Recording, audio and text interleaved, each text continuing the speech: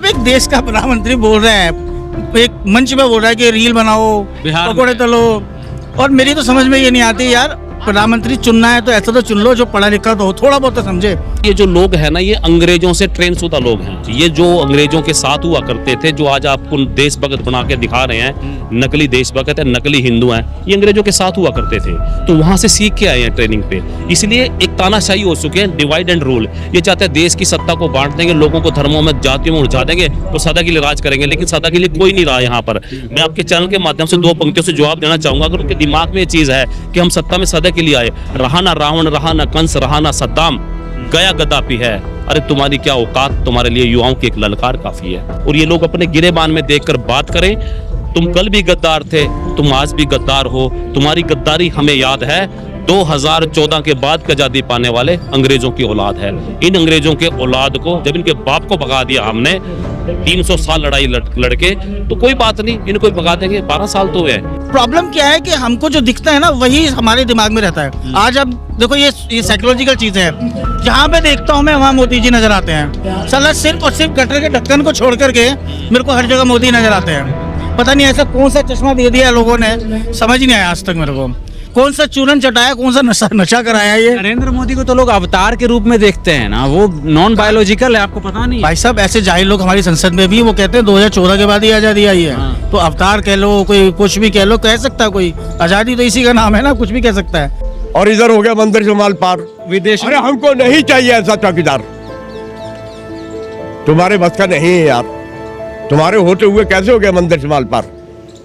अब आप हम कोई अच्छा ढूंढेंगे नया चौकीदार, हम कोई अच्छा ढूंढेंगे नया चौकीदार। और मोदी जी तुम चले जाओ हरिद्वार। सब मैं कह रहा हूँ, मैं आज पूर्ण रूप से कह सकता हूँ हमारे देश की न्याय व्यवस्था इस समय और हमारी ये मीडिया पूर्ण रूप से मैं कह रहा हूँ इसका देश की बर्बादी में सबसे बड़ा अधिक मतलब इसका कारण है, योगदान है इसका।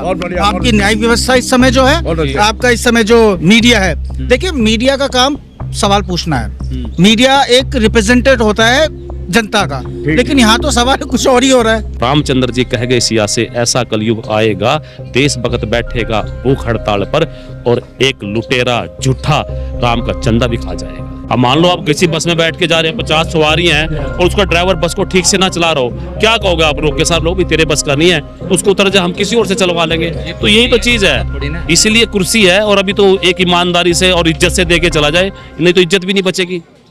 आज इन बच्चों को 20 दिन हो रहे, कोई देखने नहीं आया। कैसे कहे मेरे भारत महान, तुम तो कहते हो मन की बात सुनो है। अरे इन बच्चों की भी मन की बात सुनो है। भाइयों बहनों, माताओं बहनों, ये डायलॉग जो तुम बोलते हो ना, ये तुम्हारी करनी अलग है, कसनी अलग है। देश हो चुका है परेशान, और मोदी जी तुम चले जाओ हरिद्वार, समझ गए, मंदिर से हो गया माल पार। और ये तुम्हारे ही है परिवार, उसी ने कर दिया मंदिर से माल पार, और तुम घूमने में लगे हो बाहर, तुम घूमने में लगे हो बाहर, और इधर हो गया मंदिर से माल पार विदेश। अरे हमको नहीं चाहिए ऐसा चौकीदार, तुम्हारे बस का नहीं है यार। तुम्हारे होते हुए कैसे हो गया मंदिर से माल पार। अब आप हम कोई अच्छा ढूंढेंगे नया चौकीदार, हम कोई अच्छा ढूंढेंगे नया चौकीदार। और मोदी जी तुम चले जाओ हरिद्वार। आप मंदिर का मुद्दा उठा रहे हैं, फिर लोग बोलेंगे गड्डी से हो जाओ बाहर। हाँ, तो बोलेंगे आपने कितना चंदा दिया जो आप मुद्दा उठा रहे हैं। नहीं, चंदा हमने दिया, हमारे भाइयों ने दिया। हाँ, सबने दिया है, सबने दिया, दुख हमको भी है। क्यों? ये बात थोड़ी होती है कि आपने कितना दिया, वो उसने कितना दिया। ये क्या बात है? घर घर फिर वो आरएसएस वाले गेहूं दे दो, पैसे नहीं दे रहे तो गेहूं दे दो, आटा दे दो, हम भी देते कुछ तो दो। हमारी राम के नाम पर मांग रहे थे, हमें क्या पता था कि चोर है ये। तो अब सब मंदिर से चोरी हो रही है, हमें क्या पता था। केदारनाथ का आ रहा है, बद्रीनाथ का आ रहा है, मैं भी चौकीदार। सवाल ये, अरे ऐसा नहीं चाहिए चौकीदार। मेन स्ट्रीम मीडिया चुप क्यों है, सवाल ये है।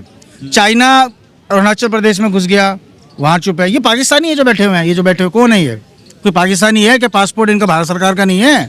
कौन है ये? लेकिन सिर्फ क्या है कि नहीं जी नहीं, ये खिलाफ बोल रहे हैं। अरे भैया, सत्ता से सवाल पूछना हमारा अधिकार है। ये राजनीतिक पार्टियां चाहे कितनी भी आई, कितनी भी जाएंगी, भारत आज से नहीं है। भारत को आजाद हुए 75 साल हो चुके हैं, बल्कि उससे थोड़े ज्यादा।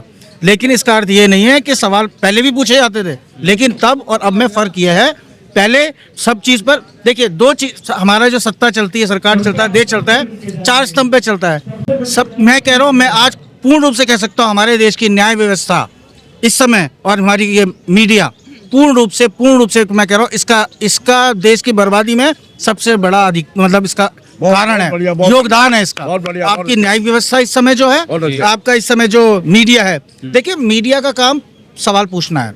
मीडिया एक रिप्रेजेंटेटिव होता है जनता का, ठीक लेकिन यहाँ तो सवाल कुछ और ही हो रहा है। हाँ। यहाँ पे अभी आ जाएंगे बोलने वाले। आज के वक्त में अगर ऑल्टरनेटिव मीडिया यानी कि डिजिटल मीडिया ना होता हाँ। तो कैसा होता स्वरूप इसका? स्वरूप इसका ये होता है, ये उग्रवादी घोषित हो चुके होते हैं।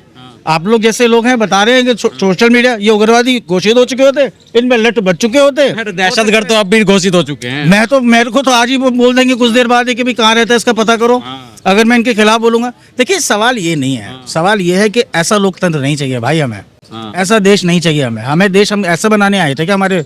अब एक चीज बताओ, लोग कह रहे हैं कि आपने चंदा कितना दे दिया, जो राम मंदिर चंदे के बारे में कैसे बोल रहे हो, हमारा पैसा हमने लूटा, आप कौन?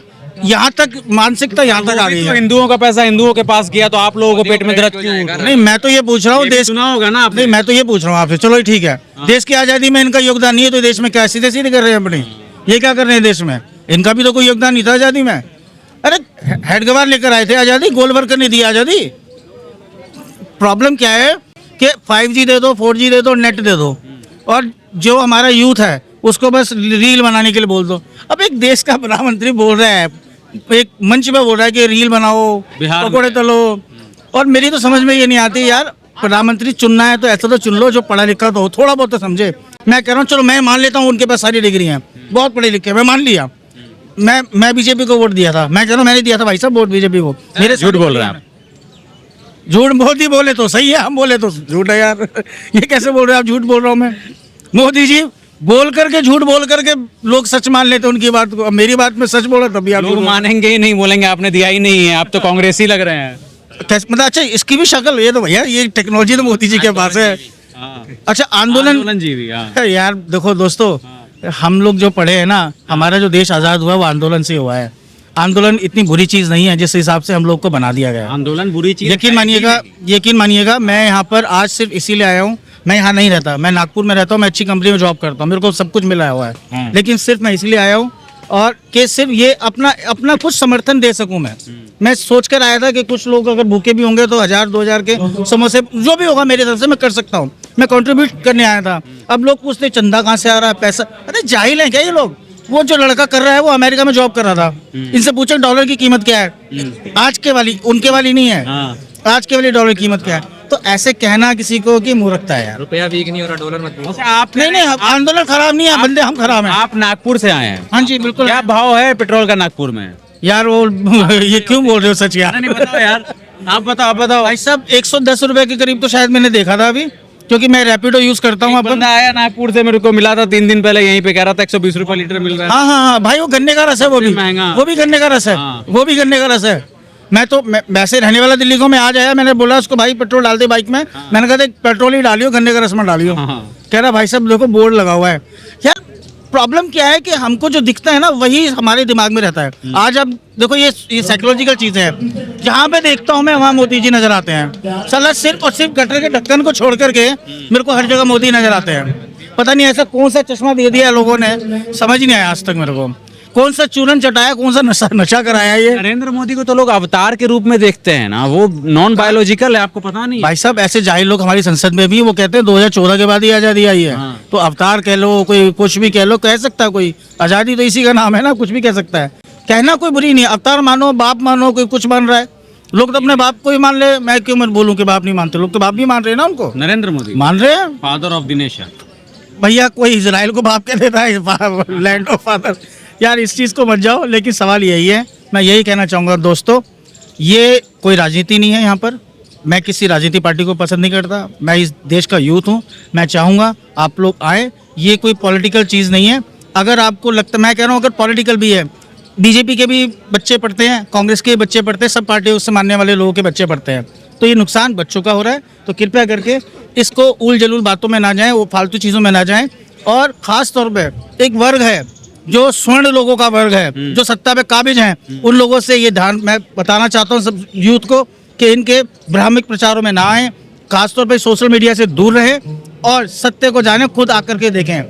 मीडिया में चला रहे हैं सोशल मीडिया पे कि वानचुक जी खा रहे हैं, कुछ कर रहे हैं, कुछ कर रहे हैं ना, उल चलो क्यों झूठ बोल रहे हैं। मैं खुद देखने आया हूँ, आज मैं भी देखने आया हूँ, लोग मजाक उड़ा रहे हैं। देख के क्या लगा?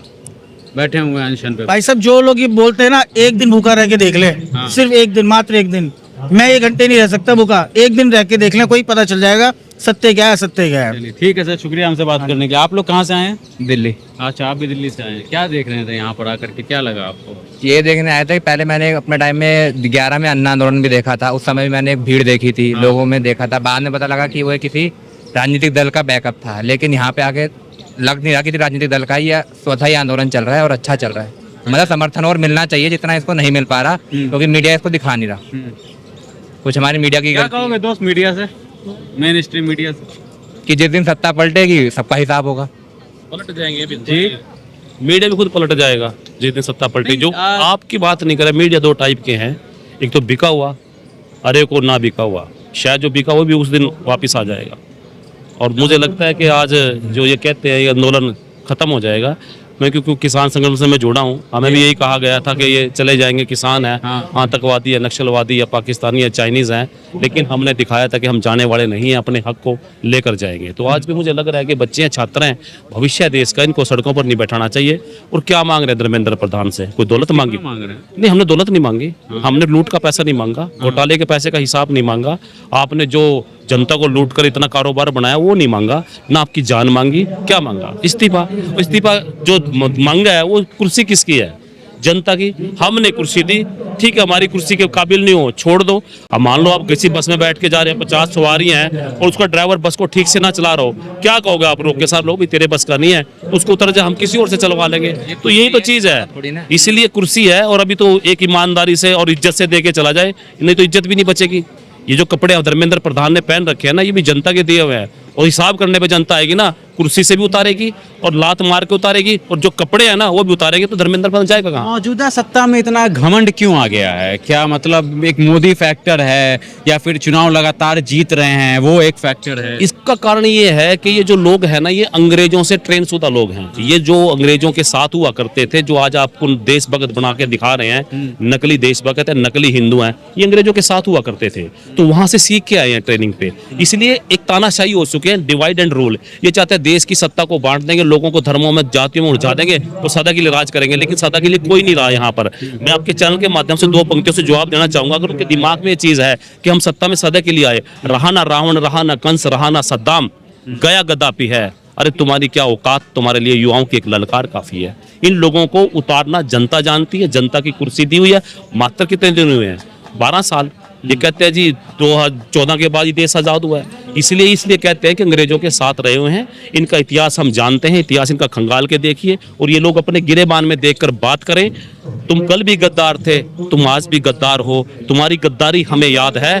2014 के बाद की आज़ादी पाने वाले अंग्रेजों की औलाद है। इन अंग्रेजों के औलाद को, जब इनके बाप को भगा दिया हमने 300 साल लड़ाई लड़के, तो कोई बात नहीं, इनको भगा देंगे। 12 साल तो हुए, 2 साल बाद भगा देंगे। जैसे बीजेपी की राजनीति है वो धर्म के इर्द गिर्द ही घूमती है जी। हिंदुओं को डरा करके कि मुसलमान आ जाएंगे। आज भी यही चलता है व्हाट्सएप ग्रुप में जो खास तौर पे बने हुए हैं, वो ये चलता है कि अगर भारतीय जनता पार्टी नहीं जीती तो देश में मुसलमानों का राज आ जाएगा। देखिए, भारतीय जनता पार्टी के बारे में मैंने बड़ी रिसर्च की है। ये पहली बात तो भारतीय जनता पार्टी बोलना हमने छोड़ दिया।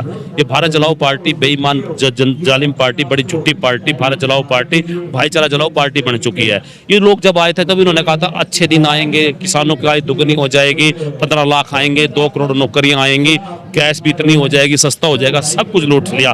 लेकिन आज इनकी राजनीति धर्म के आसपास और जातियों के आसपास घूमती है। यूपी में चुनाव लड़ते हैं तो किसको लड़ाते हैं? ये हिंदू और मुसलमान को, क्योंकि वहाँ मुसलमान ज़्यादा हैं। हरियाणा में आते हैं तो किसको लड़ाते हैं? मैं हरियाणा से आता हूँ। ये जाट और नॉन जाट को लड़ाते हैं, क्योंकि ना तो वहाँ मुसलमान फैक्टर काम करेगा। अब चुनाव कहाँ पर है? पंजाब में। अब किसको लड़ा रहे हैं वहाँ? वहाँ जट को और हिंदुओं को लड़ रहे हैं, सिख को। सिखों को और हिंदुओं को लड़ा रहे हैं। क्या सिख हिंदुओं से अलग हो सकते हैं? इनसे मैं पूछना चाहता हूँ। देश की जनता बड़ी समझदार है। जिस तरह ये सोच रहे हैं कि देश की जनता गुमराह करके ये सदा के लिए राज करेंगे, ऐसा होने वाला नहीं है। जातियों की, धर्मों की राजनीति ज्यादा दिन चलने वाली नहीं होती। अब तरपाल के ऊपर भी इन्होंने देखो कितनी घमासान कल किया। ये बहुत तमाशा हुआ हाँ, था। मेरी 2 पंक्तियां तक पहुंचा देना। बिल्कुल बिल्कुल जी। है, जनता की छोड़ी खाल भी नहीं, क्या बच्चों के लिए तरपाल भी नहीं? अरे खुद खा गए पूरा देश, क्या ये खाए दाल भी नहीं? ये खाए दाल भी नहीं। और रामचंद्र जी कह गए सिया से, ऐसा कलयुग आएगा, देश भगत बैठेगा भूख हड़ताल पर, और एक लुटेरा झूठा राम का चंदा भी खा जाएगा। जय जवान जय किसान।